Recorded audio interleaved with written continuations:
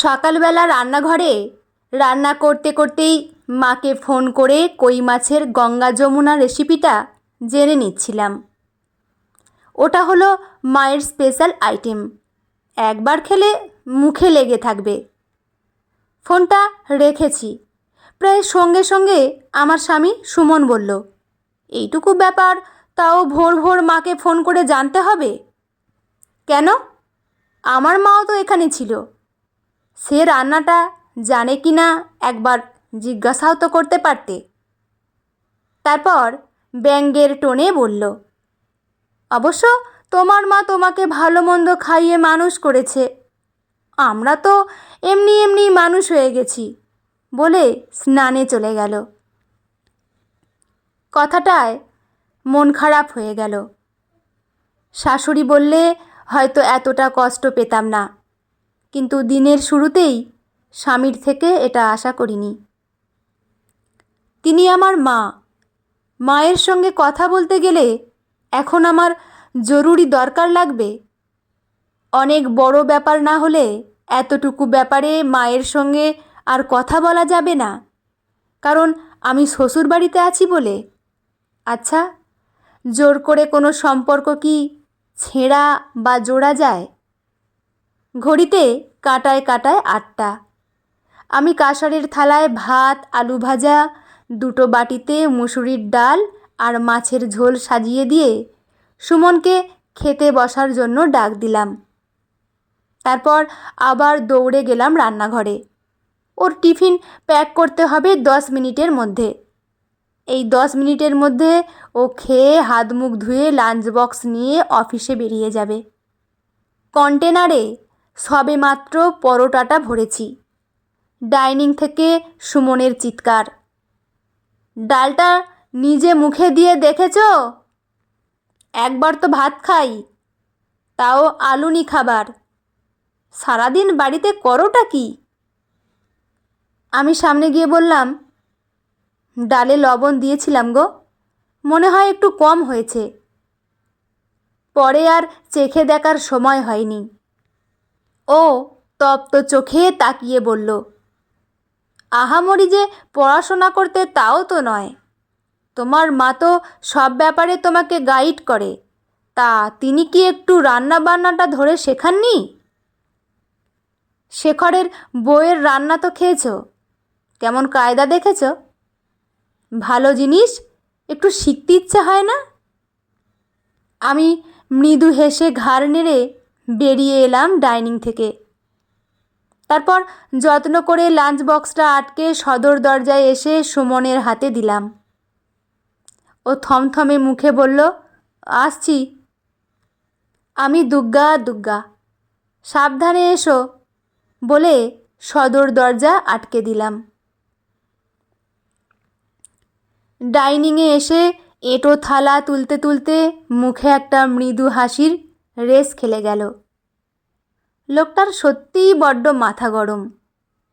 রেগে গেলে মাথার ঠিক থাকে না, তখন মা বাবা তুলে যা ইচ্ছে বলে। আবার এই মানুষটাই সন্ধেবেলা ফিরবে আমার পছন্দের টিফিন বা স্ন্যাক্স নিয়ে। কোনো দিন বেলফুলের মালা, কোনো দিন আমার পছন্দসই মাছ। পরক্ষণেই আর একটা মন বলে উঠল, এইভাবে মনকে বুঝিয়ে আর কতদিন? এইসব ভাবছি, এমন সময় ঠাকুর ঘর থেকে শাশুড়ি মায়ের চিৎকার, বৌমা, পুজোর বাসনগুলো বিকেলে ধুয়ে রাখোনি? সব তো পড়ে রয়েছে দেখছি। বিকেলে আপনার ভাইপো বউ এসেছিল মেয়ের বিয়ের নেমন্তন্ন করতে, তাদের আপ্যায়নে তো সন্ধে নেমে গেল, ভুলে গেলেন? আমিও এখান থেকেই উত্তর দিলাম, এই হয়েছে এক খিটখিটে বুড়ি, সবসময় চাল ভালো করে ধোওনি, ধোয়া বাসন কেন মুছে তোলোনি, কেন সময়ে গোপাল শয়ন দাওনি, কেন ভালো করে মাছের আঁশ ছাড়াওনি, রাস্তায় বেরিয়ে কেন গায়ে কাপড় দাওনি, সর্বক্ষণ সব বিষয়ে খিটির খিটির লেগেই আছে। সঙ্গে চলবে এক প্রস্ত লেকচার। একেবারে সংসারের সিলেবাসের প্রফেসর হয়ে উনি সর্বক্ষণ আমাকে জ্ঞান দেবেন। কি করলে কি হয়, কি করতে নেই, কেন করতে নেই, কি করতে হবে, কি অবশ্যই মেনে চলতে হবে ইত্যাদি প্রভৃতি। সত্যি বলতে আমার নিশ্চিন্ত সংসারে আমি এনাকে নিয়ে জাস্ট তিতিবিরক্ত। দুপুরে স্নান করে আমি আর শাশুড়ি মা একসঙ্গে খেতে বসেছি। তখন উনি জিজ্ঞাসা করলেন, সকালে কি হয়েছিল গো? সুমন অত রেগে গিয়েছিল কেন? বললাম, ওই মুসুরির ডালটায় একটু লবণ কম হয়েছিল তাই। আমারও তো সকালে তাড়াহুড়ো করে কাজ, সবসময় টেস্ট করা হয় না। উনি ভাতের গ্লাস মুখে তুলতে তুলতে বললেন, তা এখানে তোমার মা এলো কোত্থেকে? কথা নেই বার্তা নেই, সবসময় মা তুলে কথা বলে কেন ছেলেটা? বড্ড কানে লাগে। আমি ওনার কাছে ভাঙবো তবুও মচকাবো না।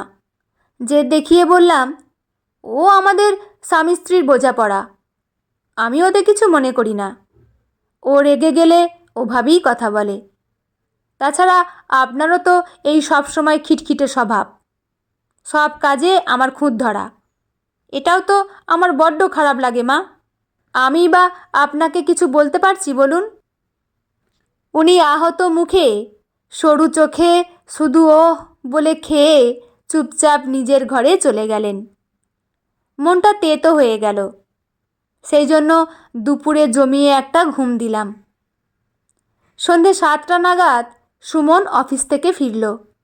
সঙ্গে যথারীতি ওর প্রিয় বন্ধু শেখর। শনিবারের সন্ধ্যায় ওরা একটু বাড়িতে জমায়েত বসায়। ওদের ভাষায় উইকেন্ড রিল্যাক্সেশন। আমি সুমনের নির্দেশ মতো চা আর চিকেন পকোড়া দিতে গিয়ে শুনলাম শেখর বলছে, ভাই সামনের মাসে সবটা একেবারে দিয়ে দেব পাক্কা। আমি দীর্ঘশ্বাস ফেলে ভাবলাম, ও মাসেও সুমনের থেকে শেখর টাকা ধার করেছে। রাতে খেতে বসে সুমনকে বললাম, শেখরকে প্রত্যেক মাসে ধার করতে হয়, আর তা প্রত্যেকবার তোমার থেকেই কেন? তুমি কিন্তু এবার স্ট্রিক হও। সুমন মাথা নিচু করে রুটি ছিঁড়তে ছিঁড়তে বলল, আটকে গিয়েছে, চাইলে না বলা যায়। আমি প্রতিবাদ করে বললাম, না বলা যায় না মানে? ওর তো উচিত আয় বুঝে ব্যয় করা। আর ওর পাল্লায় পড়ে তোমার কিন্তু মাঝে মধ্যে আসরটা সাপ্তাহিক হয়ে যাচ্ছে। তুমি অ্যাডিক্টেড হয়ে পড়ছো, সাবধান করছি। হঠাৎ ও প্রচণ্ড রেগে গিয়ে বলল, করছি তো বেশ করছি, নিজের টাকায় করছি, তোমার বাবার টাকায় তো ফুর্তি করছি না। আমি চমকে গিয়ে হতভম্ব হয়ে আমার শাশুড়ি মায়ের দিকে তাকালাম। কোথা থেকে চোখে এক গাদা জল চলে এলো।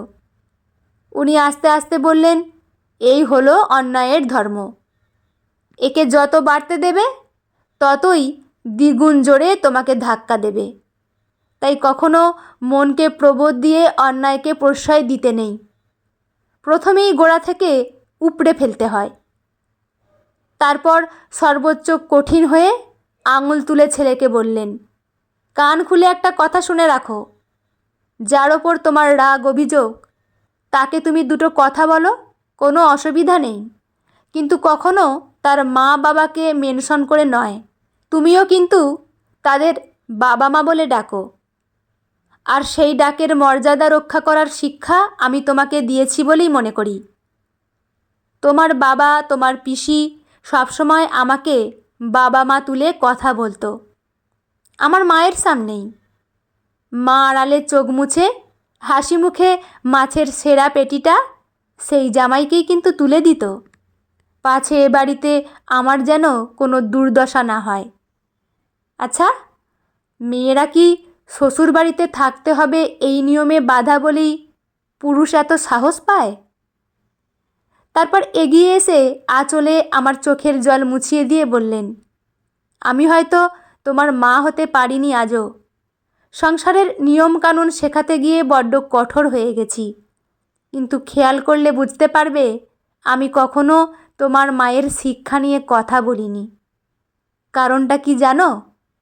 সুমনের তোমাকে বারবার মা বাবা তুলে বলা কথাগুলো আমার বুকে ছাঁদ করে লাগে। আমার মেয়েটাও তো শ্বশুরবাড়িতে আছে। আর একটা কথা, আত্মসম্মান বজায় রাখা খুব সহজ কাজ নয়। দুটো ভালো কথা, দিন শেষে একটা উপহার, একটু ভালো খাওয়া দাওয়া, এর বিনিময়ে বারবার অপমান হজম করে নেওয়াকে ভালোবাসা বলে না। আর মা বাবার সম্মান যদি তুমি নিজে রাখতে না পারো, অন্য কেউ কেন রাখবে বলো? তোমার উচিত ছিল প্রথম দিনেই এর জোরালো প্রতিবাদ করা। তুমি তো জানো, অন্যায় যে করে তার চেয়েও বেশি দোষী যে সেটা সহ্য করে। আর সুমনকে বললেন, স্বামী হওয়া মানেই প্রভুত্ব খাটানো নয়। অন্যের সঙ্গে স্ত্রীকে তুলনা করা মানে তাকে অপমান করা হয়। এটা বোঝো না? আগে সম্পর্কের মূল্য দিতে শেখো, বন্ধু হতে শেখো। মানুষ হিসেবে তুমি এমনিই মূল্য পাবে। অকারণে অন্যকে ছোট করার কোনো মাহাত্ম্য নেই। তাতে বরং নিজেকেই টেনে নিচে নামানো হয়। আমি হয়তো এই কথাগুলোর জন্য তোমার কাছে খারাপ হয়ে যাব, তবুও আমার ছেলেকে আমি অধর্ম করতে দেব না। কথায় আছে, কুপুত্র যদি বা হয়, কুমাতা কদাপি নয়। বন্ধুরা, গল্পটি এখানেই সমাপ্ত। গল্পটি আপনাদের কেমন লাগলো অবশ্যই কমেন্ট করে জানাবেন। লেখা পার্বতী মোদক, পাঠে আমি রিমি। দেখা হচ্ছে পরের কোনো গল্প নিয়ে। ভালো থাকবেন সবাই। ধন্যবাদ।